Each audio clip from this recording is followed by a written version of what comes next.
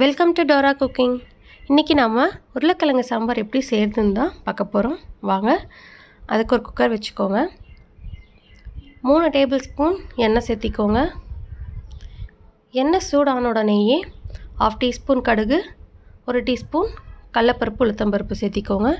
இந்த சாம்பார் பார்த்திங்கன்னா உருளைக்கிழங்கு சாம்பார் இட்லி, தோசை, சப்பாத்தி, சாதம் எல்லாத்துக்குமே நல்லா சூப்பராக இருக்கும், டேஸ்ட்டாக இருக்கும். எண்ணெய் சூடாயிடுச்சு, கடுகு சேர்த்திக்கலாம்.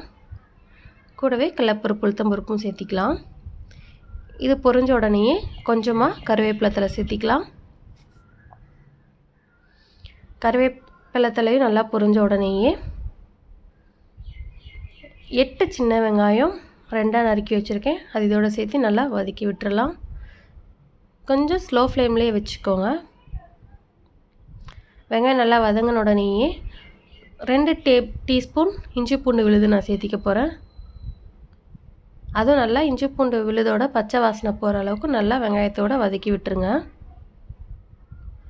இஞ்சி பூண்டு விழுதோட பச்சை வாசனை போயிடுச்சு.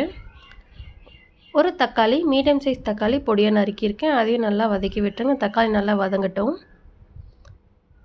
நல்லா கலந்து விட்டுருங்க. தக்காளி நல்லா வதங்கிடுச்சு. இப்போ 3 மீடியம் சைஸில் உருளைக்கிழங்கு குட்டி குட்டியாக இந்த மாதிரி இந்த சைஸில் நான் கட் பண்ணியிருக்கேன், அதோட சேர்த்து அதையும் நல்லா வதக்கி விட்டுறலாம்.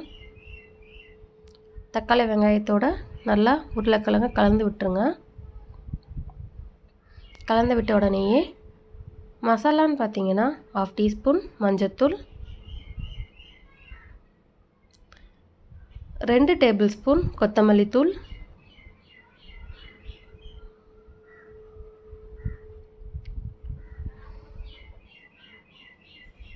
1/2 டேபிள் ஸ்பூன் மிளகாய்த்தூள். மிளகாய்த்தூள் உங்கள் காரத்துக்கு தகுந்த மாதிரி நீங்கள் சேர்த்திக்கோங்க. அது கலந்து விட்டு கூடவே நான் கொஞ்சமாக உப்பு போட்டு நல்லா மிக்ஸ் பண்ணி விட்டுறேன். இப்போ மிளகாய்த்தூள் போட்டு நல்லா கலந்து விட்டுருங்க. உருளைக்கிழங்கோட அந்த மசாலாவோட இது ஃபுல்லாக கலந்துடுற மாதிரி நல்லா மிக்ஸ் பண்ணி விட்டுருங்க. ஆனால் அந்த மசாலாவோட பச்சை வாசனை போகிறதுக்கு கொஞ்சமாக ஒரு 1/2 டம்ளர் தண்ணி ஊற்றிக்கிறேன். அது உருளைக்கிழங்கு வேகிறதுக்குள்ள ஒரு மிக்ஸி ஜாரில் ஒரு கைப்பிடி தேங்காய், கொஞ்சமாக 1 டேபிள் ஸ்பூன் பொட்டுக்கடலை போட்டு நல்லா ஃபைன் பேஸ்ட்டாக அரைச்சி எடுத்துகிட்டு வந்துட போகிறேன். உருளைக்கிழங்கு அதுக்குள்ள நம்ம தண்ணி ஊற்றி நம்ம வேக வச்சுருந்தோம் இல்லையா, இப்போது நம்ம இந்த அரைச்சிட்டு வந்த பேஸ்ட்டை அதோட சேர்த்து நல்லா கலந்து விட்டுறலாம். உங்களுக்கு எவ்வளோ சாம்பார் வேணுமோ அதுக்கு தகுந்த மாதிரி நீங்கள் கொஞ்சம் தண்ணி சேர்த்திக்கோங்க. நான் இன்றைக்கி 2 கிளாஸ் தண்ணி சேர்த்து நல்லா கலந்து விட்டுருக்கேன். உப்பு காரம்லாம் கரெக்டாக இருக்கான்றது செக் பண்ணிக்கோங்க.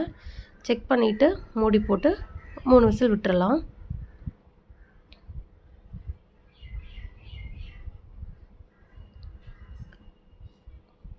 மூணு விசில் வந்துருச்சு, ஓப்பன் பண்ணி பார்த்துடலாம்.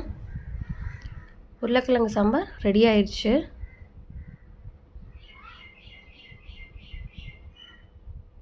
நீங்களும் செஞ்சு பாருங்கள். மேலே கொத்தமல்லி தழை தூவிடலாம். தூவி வேறு ஒரு பவுலுக்கு மாற்றிடலாம். நீங்களும் இந்த உருளைக்கிழங்கு சாம்பார் செஞ்சு பாருங்கள். செஞ்சு பார்த்துட்டு எப்படி இருக்குன்னு மறக்காமல் கமெண்ட் பாக்ஸில் கமெண்ட் பண்ணுங்கள். என்னோடய இன்க்ரீடியன்ட்ஸ்லாம் என்னென்ன தெரிஞ்சுக்கணும் அப்படின்னா கீழே இருக்க டிஸ்கிரிப்ஷன் பாக்ஸில் நான் எல்லாம் கொடுக்குறேன், நீங்கள் பார்த்துக்கோங்க. மறக்காமல் லைக் பண்ணுங்கள், ஷேர் பண்ணுங்கள். என்னோடய வீடியோவை புதுசாக பார்க்குறவங்களா இருந்தால் ரெட் கலரில் இருக்க சப்ஸ்கிரைப் பட்டனும் பக்கத்தில் இருக்க பெல் ஐக்கானையும் மறக்காமல் கிளிக் பண்ணிக்கோங்க. அப்போ தான் நான் ரெகுலராக போடுற சமையல் வீடியோஸ் உங்களுக்கு உடனுக்குடன் நோட்டிஃபிகேஷனில் வரும். தேங்க்யூ.